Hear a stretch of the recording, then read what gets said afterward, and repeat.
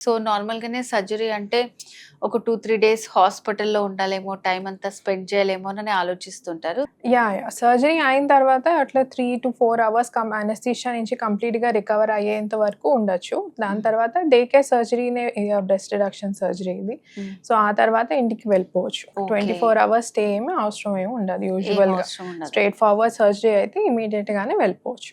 So ఇప్పుడు surgery తర్వాత వాళ్ళు ఎలాంటి జాగ్రత్తలు తీసుకోవాలండి? సర్జరీ అయిన తర్వాత ఒక ఫస్ట్ 5 డేస్ మెడికేషన్స్ ఇస్తాము. యాంటీబయాటిక్స్, పెయిన్ కిల్లర్స్ మీద ఉంటారు. హ్మ్. ఫస్ట్ 2-3 డేస్ కొంచెం పెయిన్ ఉంటది. ఆ తర్వాత పెయిన్ కూడా పెద్ద ఏమి ఉండదు. హ్మ్. ఫస్ట్ వీక్ వాళ్ళ పనులు వాళ్ళంత వరకు అన్నీ చేసుకోవచ్చు. ఆ తర్వాత ఫస్ట్ 3 వీక్స్ వరకు రెగ్యులర్ వాకింగ్ అట్లన్నీ చేసుకోవచ్చు.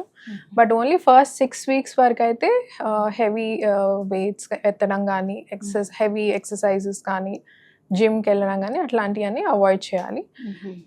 బ్రెస్ట్ సర్జరీ రిడక్షన్ సర్జరీ అయిన తర్వాత కూడా 3 మంత్స్ వరకు అయితే కంప్రెషన్ గార్మెంట్స్ అనేది వేసుకోవాల్సి ఉంటుంది.